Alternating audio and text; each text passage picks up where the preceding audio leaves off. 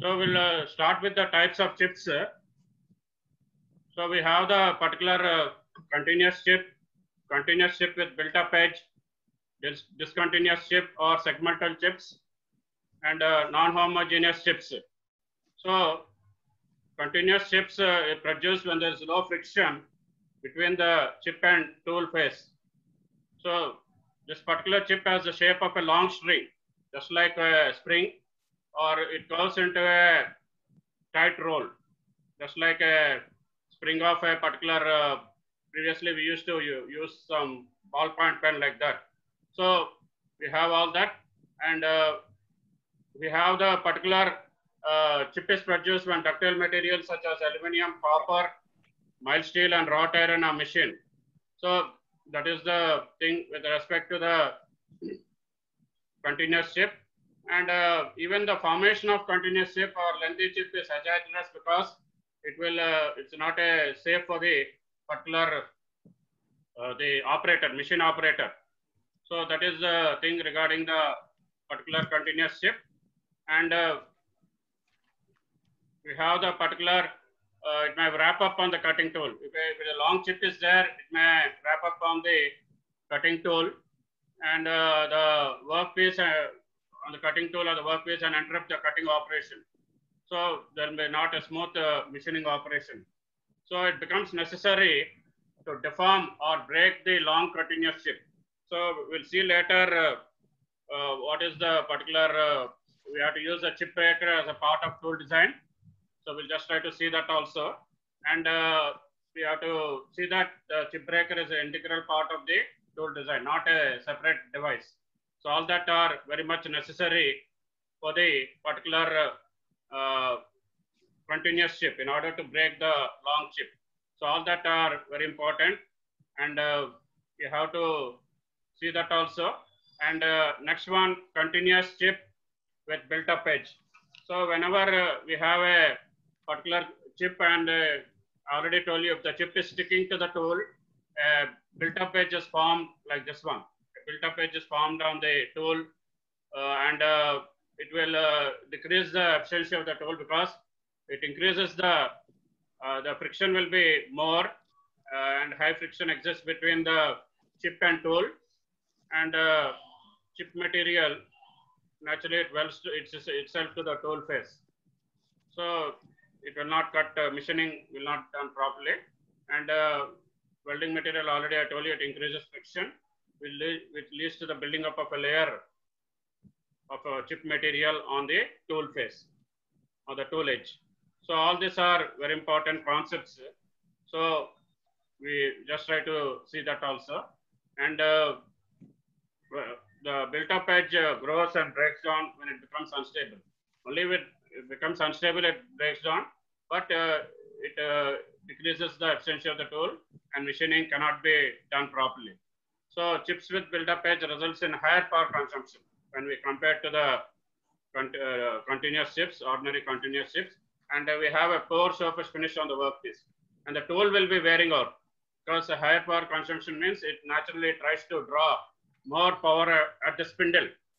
What we may mean to say at the spindle, because P is equal to 2.6, that is the spindle speed in RPM for the cutting. That can be converted into the cutting speed. V is equal to pi dn by 1000 meters per minute. So that is the thing regarding the continuous chip with built-up edge. And we have the discontinuous chip or segmental chips. That is very important as far as the, because discontinuous chip is a form of small pieces only, not like large pieces like continuous chip. And we will obtain the discontinuous chip with the brittle materials. And these are, what are the brittle materials you have to know also. So that are the particular, this one, cast iron, brass and bronze. And we have this particular brittle materials are very low speeds and high speeds. We'll try to have that particular chip. So we have moderate surface finish with brittle materials and a lower power consumption, not like higher power consumption with BUE, built-up edge. And we have a reasonable tool life also. Reasonable means some optimal tool life, and For ductile materials, suppose ductile materials also, we have to see that the chip breaks or else will have poor surface finish. And maybe the excessive tool wear will be there because of not breaking the chips. If you are not, in the design itself, you have to just have the tool wear. So the fourth one is the non-homogeneous chips. Non-homogeneous chips. So that are very important. So it is, it will be in the form of notches. So we just try to put the notches on the particular work material, and this is formed due to non-uniform strain of the material. Non-uniform strain of the material. So all these are very important aspects. So we have to just see that also. And non-homogeneous chips are developed during machining. So we have to see that also. And these are machining of hard alloys like titanium, large alloys like titanium. So these are the non-homogeneous chips. And next one.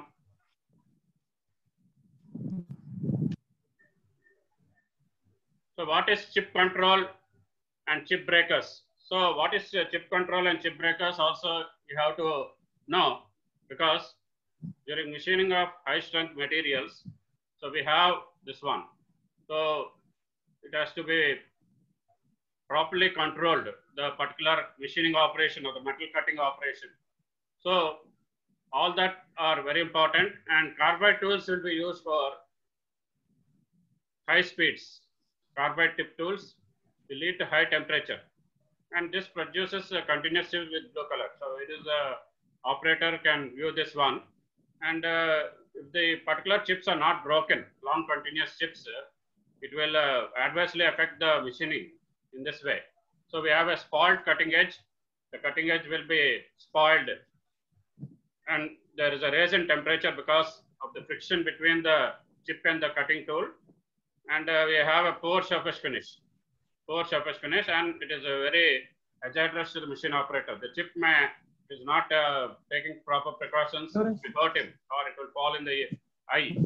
So it's not recommended.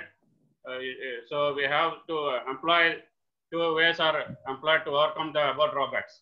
So first we have to select the proper cutting conditions. Cutting conditions are speed, and depth of cut. And second one, you have to adopt the chip breaker, which is an integral part of the tool design. We'll just try to see that also. What are the different types of chip breakers, groove, flat, and we have a step type of chip breakers as an integral part of this one. So all that we have to see that also. So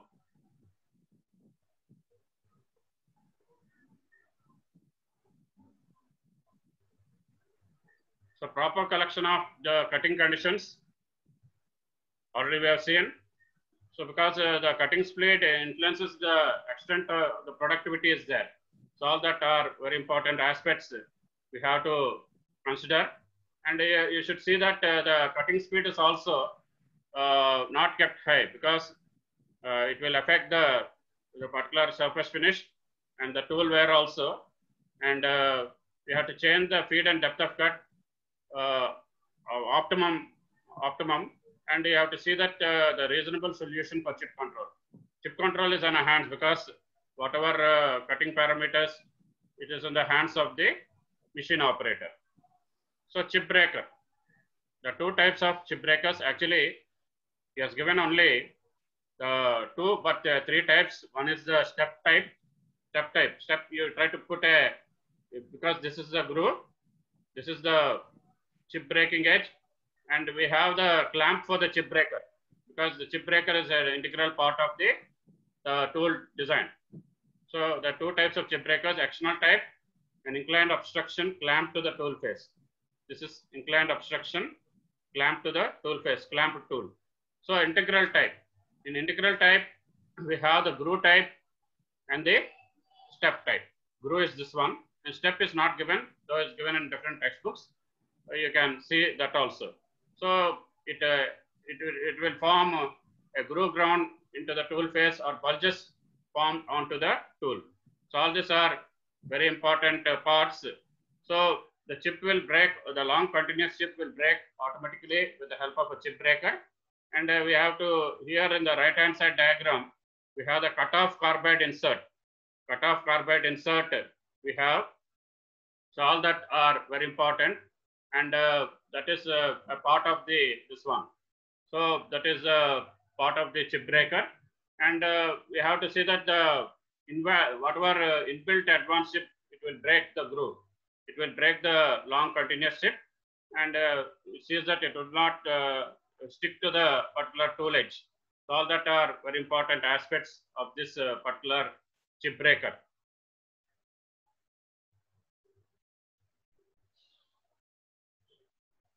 So we can see here the chip breaker, how this particular chip breaker before it is and after it is, and after we introduce our chip breaker is an integral part of the tool design. Already I told you the chip will be cutting, and the chip from the workpiece will be cutting, and it will move away from the workpiece.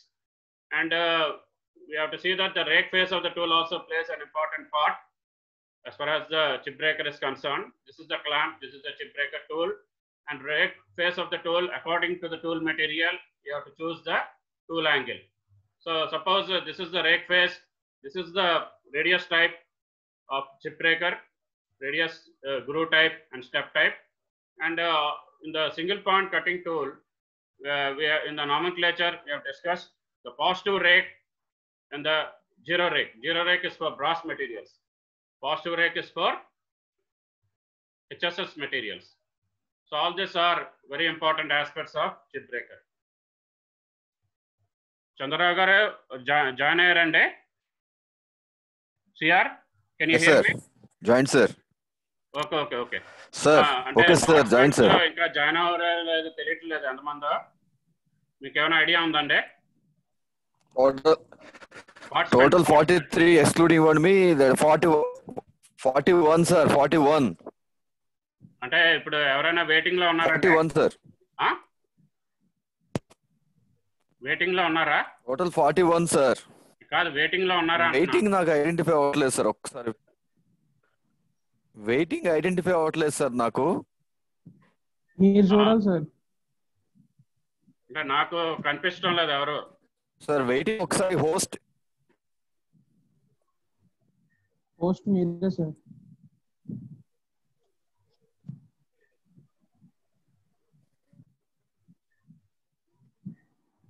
Okay, వీళ్ళు అజయ్ ఏంటంటే sir చెప్పండి sir. Sir number 324 18 series 324. Okay sir 324 370 330 342. They have to remove the space in their Okay. Sir, they have to remove the space in their register numbers, sir. So in their register not numbers. Visible in the screen because I cannot admit. Sir. I'm not able to admit now because it is not visible on the screen. We'll see later. So you consider the particular roll numbers as of now. So CR. Sir. Nomenclature of single point cutting tool అయిపోయింది కదా? కాదు, voice కొద్దిగా పెంచమ్మా, నీది వినపడటం లేదు. CR respond. Okay. CR respond. So properties of cutting tool materials.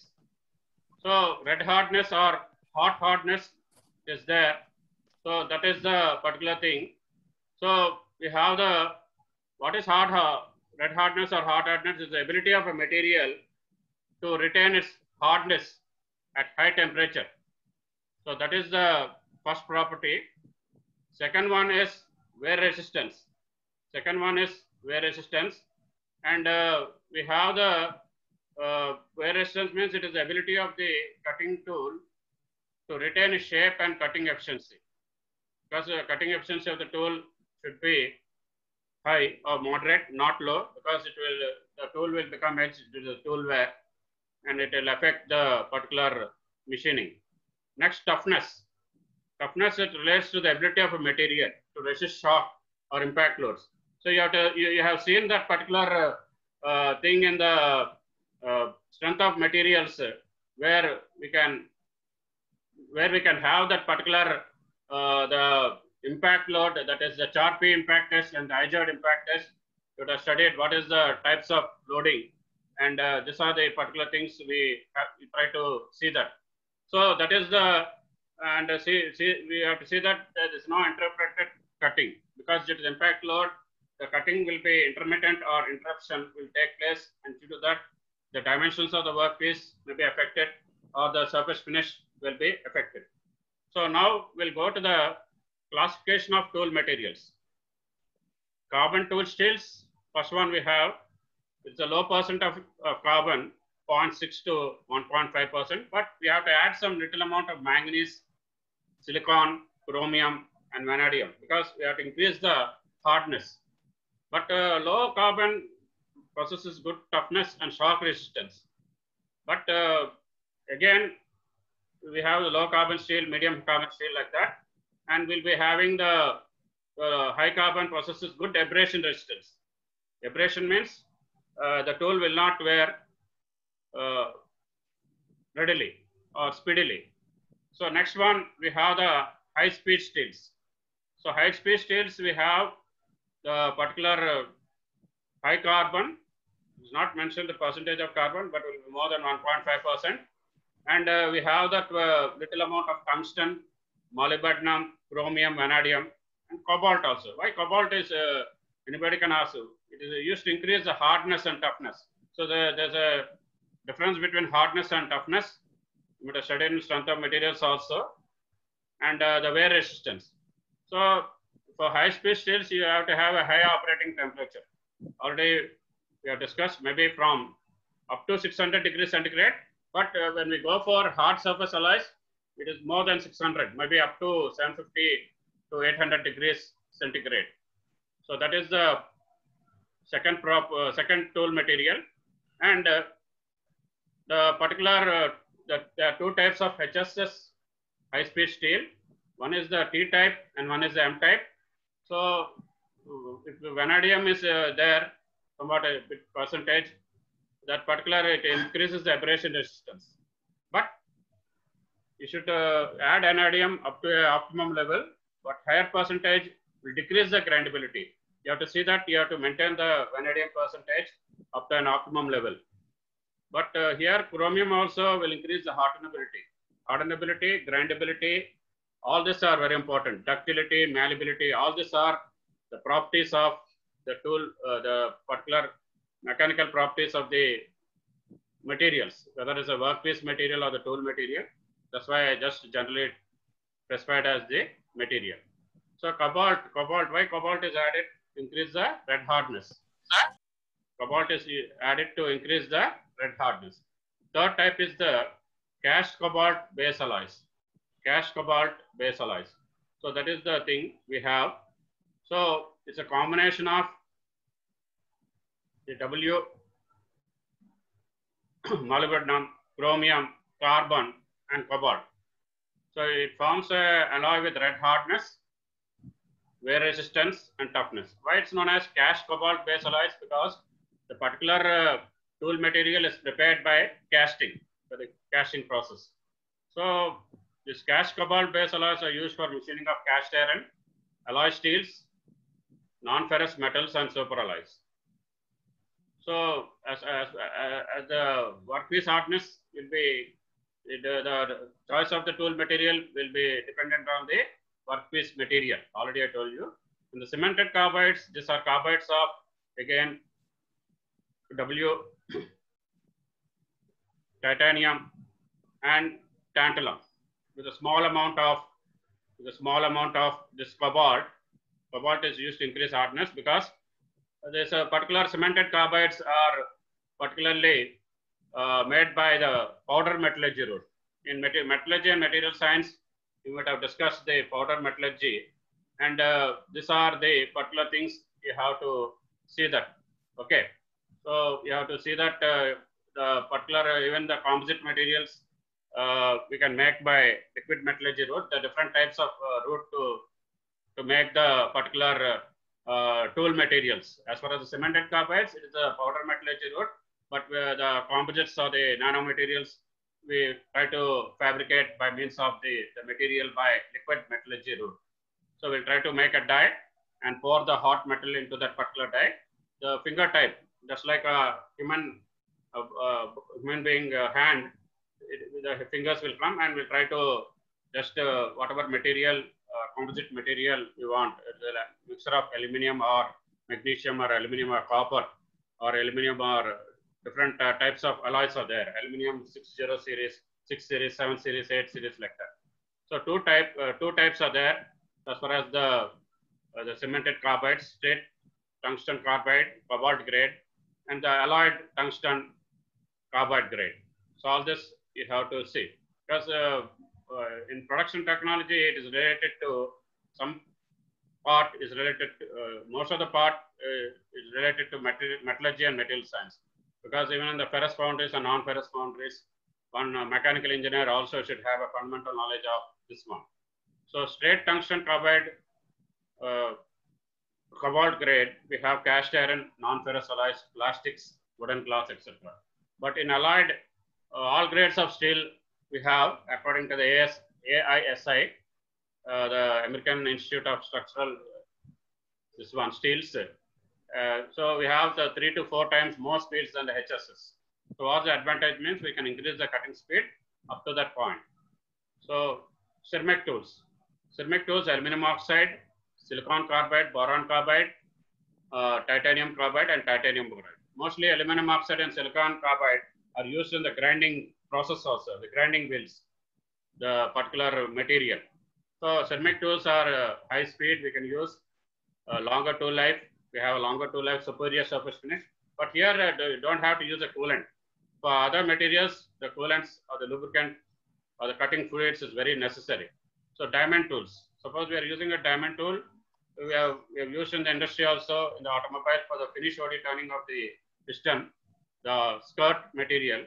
So it is more abrasion resistance, is used for turning grinding wheels, and used to produce a mirror surface finish. Surface finished mirror means we have a low value of surface finish, 0.025 or 2.5 microns or less, or mostly maybe less than that also. Mirror surface finish means we can see the particular face as a mirror. So diamond abrasive belts are also used to produce TV screens. So all these are particular applications of this diamond tools. So we have the PCBN, the polycrystalline diamond inserts are brazed. Already I told you the brazing. We'll try to braze the particular tips, the carbide tip or the diamond tool tip to the tool edge. So all these are very important. And we can use the circular saws also in construction materials. We'll try to have the like concrete refractories. Refractories means the refractory bricks, everything are there because the foundry is made by the refractory bricks, the particular furnace. So all these are very important. So tool life is a very important part of the particular metal cutting, and properly designed cutting tool. So what is tool life also, you should know the particular time if a tool is taken newly, and unless the time you go for resharpening of the tool. Resharpening of the tool is also a very important part. And so all these are very important part. And tool life also, you have to properly design the cutting tool to expect the metal cutting operation in a smoother manner. So if a tool is not giving a good performance, so it is indication of tool failure. Why tool will fail? Because of the tool wear. Why tool wear occurs? Tool wear occurs because of this one. The particular chips or built up edge, or the soft material or improper selection of the tool material, like that. So it will adversely affect the operation, and we have the poor surface finish on the workpiece, higher consumption of power, and we have the particular work dimensions. The dimensions of the workpiece are not produced as specified, overheating of cutting tool, and we have the appearance of burnishing band on the workpiece. Just patterns will form on the workpiece. So how tool life can be defined? Tool life can be defined as the time interval for which the tool works satisfactorily between two successive grindings. Two successive grindings or resharpening of the tool. So resharpening of the tool is very much necessary when a tool becomes dull or blunt. So for 1,000 pieces or every 500 pieces, in a shift you may go for once or twice in a particular shift of 8 hours. So tool life is expressed in the following ways. How you express the tool life? Time period in minutes. It is the Vt power n is equal to C, where V is the cutting speed, and T is the time in minutes, and N is the exponential value, and C is the constant. And we have the particular, we can express the particular tool life in the volume of metal removed between two successive grindings. So what is the volume of metal removed? Is given by Vm, pi d. T is the diameter of workpiece, pi d into T into F into N. What is T? T is the depth of cut. F is speed. N is the number of revolutions of job per minute. So you can convert the, if you try to use N in V is equal to pi d N by 1,000, you can get the tool life. The tool life is given by T or TL, T subscript L. So that you can use that in the as a particular expression of volume of metal removed. So what is the particular thing we have? So another 10 minutes are there. We'll just try to cover whatever we can. So number of components machined between two successive grindings. That's also the tool life can be expressed also. So what are the factors affecting tool life? That we'll just try to just go for a fast. Cutting speed, already I told you. The feed and depth of cut, and the tool material, because the higher the hot hardness and toughness of a tool material, the longer the tool life. Tool geometry also, already told you. Feed and depth of cut is a part of the particular formula. Work material, nature of cutting, rigidity of machine tool and work, and the cutting fluids. So we just, these are the factors affecting tool life. But during operation of the cutting tool may fail due to the following: thermal cracking and softening. So that is very important. And mechanical chipping and gradual wear. In gradual wear, we have the crank wear and the crater wear and the flank wear. So all these are very important aspects. And the thermal cracking and softening, we have the particular cutting operation, we have a lot of heat is generated. And due to that, the cutting tool tip and area close to the cutting edge will become hot due to the friction. So cutting tool material will become harder up to a certain limit. So due to the high temperature and pressure, and if crosses the certain limit, it starts the plastic deformation. The plastic deformation will occur at the tool tip. What happens? The tool will become dull. And due to the cutting action, due to the high pressure and temperature, the tool will become dull, and the machining cannot take place. The smooth cutting may not take place. Tool loses its ability because of softening of the tool.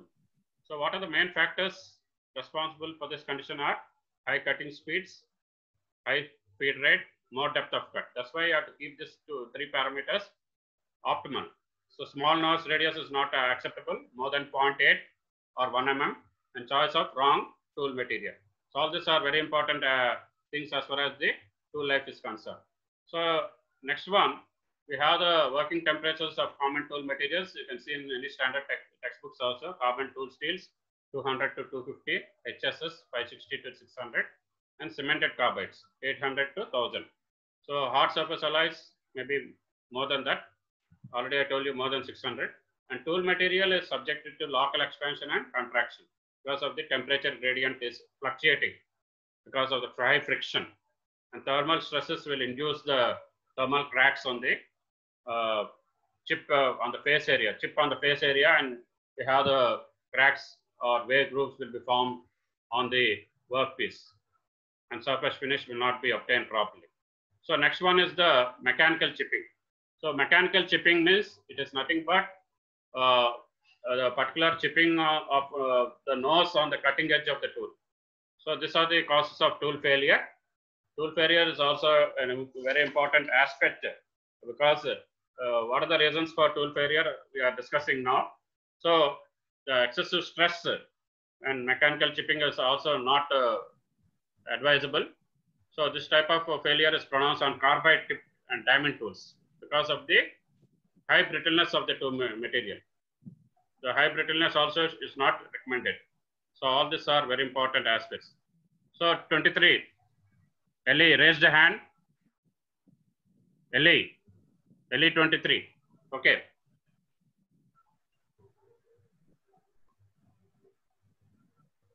So that is the mechanical chipping. And these are the reasons for tool failure already I told you. And the third one is related to the particular, the flank wear. Sorry. The third one is related to the gradual wear. We have the particular crater wear between the cutting tool and the particular chip, and the flank wear is the region between the workpiece and the cutting tool. Cutting tool and chip is the crater wear, and the workpiece and cutting tool is the crater wear.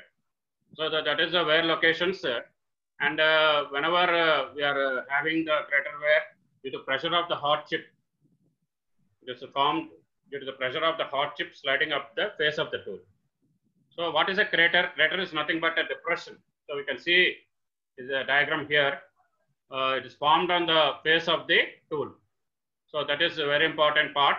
And in the particular wears, we have to express the shear zone also. Because shear zone, shear angle, everything we'll discuss later in the mechanics of orthogonal cutting. In the merchant phase diagram, the particular shear angle is given by beta. So crater wear is formed on the face of the tool and mostly for ductile materials. But the diffusion shape of crater is formed according to the shape of the underside of the chip. So whatever chip is formed, it's formed according to the underside of the chip. So what is flank wear? It occurs between the tool and the workpiece. Tool and the workpiece. Crater wear is formed between the tool and the chip. So it is an abrasion between the tool flank and the workpiece. Tool flank and the workpiece. Because we have to mention the location or the geometry of the tool also, tool flank. So the entire area is subjected to flank wear, just like this one, this particular diagram. And here VB is the wear land. VB is known as the wear land. It occurs on the tool nose and side relief faces, not end relief faces. It occurs on the side relief faces. Whenever we have discussed the tool nomenclature, is the side relief angle, not the end relief face. So that is very important. The location of the and the gradual wear is nothing but it is the flank wear and crater wear. But in some of the mechanisms of tool wear, we have to discuss the abrasion wear. What are the mechanisms of tool wear? Is the abrasion wear, adhesion wear, and diffusion wear, and chemical wear. All the 4 types we have to discuss. So you try to read the question properly while going for the particular answering of the particular questions. And diffusion wear is very important. It's a solid state diffusion. It's solid state diffusion. It consists of transfer of atoms. So we'll try to discuss in the particular how transfer of atoms takes place in the metal crystal lattice. We had already studied in metallurgy and material science. And the transfer of atoms will be taking place in an elevated temperature, not at work, the room temperature, from the area of high concentration to the area of low concentration. So that is very important. And this particular situation, the transfer of atom take place and at the point of contact from the tool material to the chip material, tool material to the chip material. So what happens? It weakens the tool. And weakens the tool means it will ultimately lead to tool failure.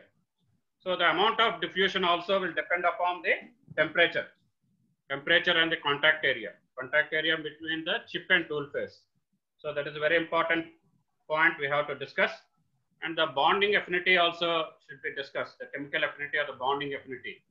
So all that are very important. So in next class, we'll be discussing whatever we'll try to see, because they're thinking of joining the classes.